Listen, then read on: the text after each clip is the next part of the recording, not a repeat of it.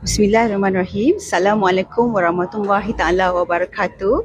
Selamat pagi, salam sejahtera, salam UiTM di hatiku. Kami bersiaran di ATC UiTM Shah Alam bagi bersama-sama meraihkan graduan di Istiadat Convocation UiTM yang ke-103. Bersama-sama dengan saya ialah yang berusaha Profesor Madya Teknologis Dr. Nolis binti Ahmad, iaitu Timbalan Rektor Hal Ehwal Akademik UiTM Cawangan Negeri 9, juga merangkap menjalankan fungsi Rektor UiTM Cawangan Negeri 9. Assalamualaikum Doktor, apa khabar? Assalamualaikum, Alhamdulillah, khabar baik. Untuk semua penonton-penonton yang berada di dalam talian maya, untuk makluman pada hari ini UiTM meraihkan graduan untuk sidang 24, iaitu graduan UiTM Cawangan Negeri 9 dan bersekali dengan Fakulti Perakaunan. Untuk makluman semua, UiTM Cawangan Negeri 9 ni dia sedikit unik dan istimewa kerana kedudukannya.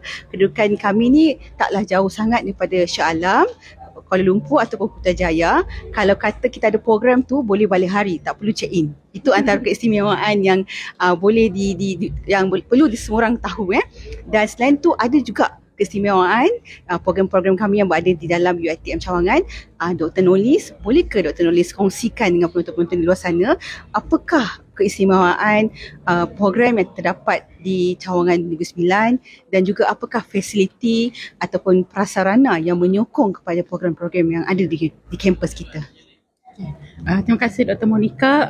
Untuk makluman semua, UiTM Cawangan Negeri 9 ni adalah satu kampus Cawangan yang unik lah, saya boleh katakan, kerana untuk di UiTM Cawangan Negeri 9 kita ada 3 kampus. Yang mana kampus utama kita adalah di kampus Kuala Pilah. Kemudian kita ada 2 kampus satelit, iaitu kampus Seremban 3 dan juga kampus Rembau. Dan juga UiTM Cawangan Negeri 9 adalah cawangan yang berfakulti. Kita ada Fakulti Sains Pengajian Polisi bersama dekan juga di dalam UiTM Cawangan Negeri 9. Jadi setiap kampus kami menawarkan program yang berbeza. Di kampus Kuala Pilah, Seremban dan Rembau lah. Dan kalau boleh saya terangkan sikit ya Dr. Monica, untuk kampus Kuala Pilah kita ada daripada Fakulti Sains Gunaan, program-program daripada Fakulti Sains Gunaan, dan juga kita ada juga program daripada Akademi Pengajian Pengajian Islam dan Contemporary ASIS. Manakala di kampus Seremban pula kita ada Fakulti Sains Sukan dan Rekreasi dan juga Fakulti Sains Komputer dan Matematik, serta satu fakulti lah bersama dekan, iaitu Fakulti Sains Pengajian dan Polisi. Manakala untuk kampus Rembau, ini adalah satu kampus yang paling bongsu sekali dalam sistem UiTM lah secara keseluruhan. Ini adalah kampus kami yang terakhir lah pembinaannya, iaitu belum sampai 10 tahun lagi. Dan program yang kita ada di kampus Rembau adalah program pengajian komunikasi media, sains maklumat dan juga Fakulti Pengurusan Perniagaan.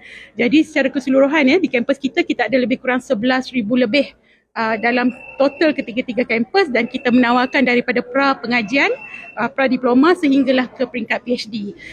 Manakala daripada segi fasiliti pula, memang kita menawarkan fasiliti yang lengkap insya-Allah untuk semua graduan dan juga semua program, termasuk makmal, studio.